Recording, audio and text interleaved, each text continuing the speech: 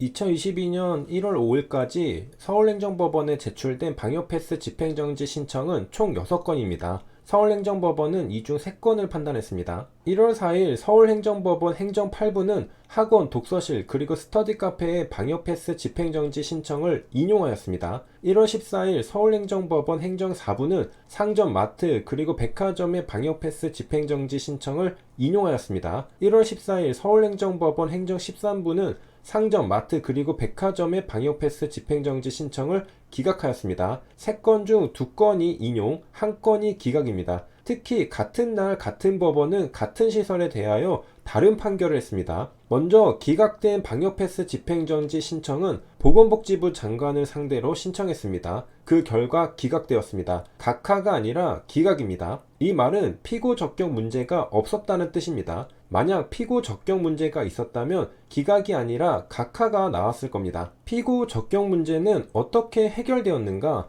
행정 13부는 보건복지부의 방역조치가 사실상 행정처분에 해당하므로 소송의 대상이 될 수 있다고 봤습니다. 반면에 인용된 방역패스 집행정지 신청은 보건복지부, 질병관리청, 그리고 서울시를 상대로 신청했습니다. 그 결과 보건복지부와 질병관리청을 상대로 신청한 부분은 각하되었고 서울시만 인용되었습니다. 그렇다면 왜 서울시만 인용되었을까? 보건복지부의 특별방역대책 추가조치는 행정처분이 아니라고 판단했기 때문입니다. 행정처분이면 행정소송의 대상이 됩니다. 행정처분이 아니면 행정소송의 대상이 될 수 없죠. 그래서 각하한 겁니다. 앞서 행정 8부는 보건복지부의 처분을 행정소송 대상으로 인정했습니다. 정리하면 1월 4일 행정 8부는 보건복지부의 처분을 행정소송 대상으로 인정했습니다. 1월 14일 행정 4부는 보건복지부의 처분을 행정소송의 대상으로 인정하지 않았습니다. 따라서 보건복지부와 질병관리청을 상대로 신청한 부분은 각하였습니다.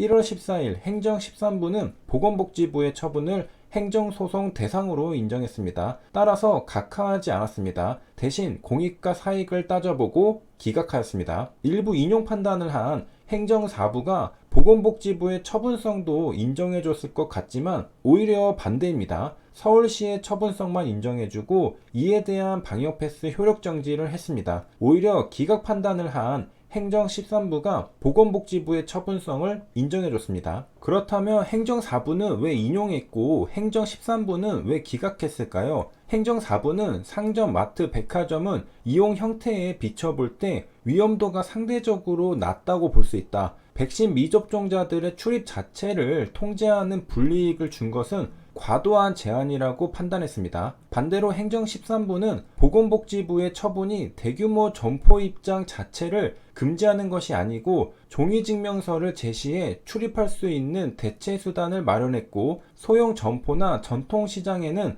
방역패스가 적용되지 않아 생필품 구매가 전면 차단되지 않는다고 판단했습니다. 한마디로 행정 4부는 방역패스가 실익은 적으면서 기본권을 과도하게 제한한다고 판단했고 행정 8부는 기본권을 크게 제한하지 않는다고 판단했습니다. 끝으로 뉴스보다 빨리 결과를 알 수 있었던 방법에 대해 알려드리겠습니다. 대한민국 법원 홈페이지에 접속하면 나의 사건 검색 페이지가 있습니다. 사건 번호를 입력하면 진행 과정을 알 수 있습니다. 방역패스 집행정지 신청은 서울행정법원에서 이뤄지니 서울행정법원을 선택하고 나머지 사건 번호를 입력하면 조회할 수 있습니다. 검색하면 자세한 정보를 알 수 있습니다. 신청인은 언론에 알려져 있듯이 조두영 의대 교수 외 1022명입니다. 재판부는 행정 4부입니다. 접수일은 2021년 12월 31일이고 2022년 1월 14일에 일부 인용 판단이 종구 결과로 나왔습니다. 세 줄 요약입니다. 1월 4일 행정 8부는 보건복지부 방역조치의 처분성을 인정하였습니다. 1월 14일 행정 4부는 보건복지부 방역조치의 처분성을 불인정하였습니다. 1월 14일 행정 13부는 보건복지부 방역조치의 처분성을 인정하였습니다. 여기까지 시청해주셔서 감사합니다.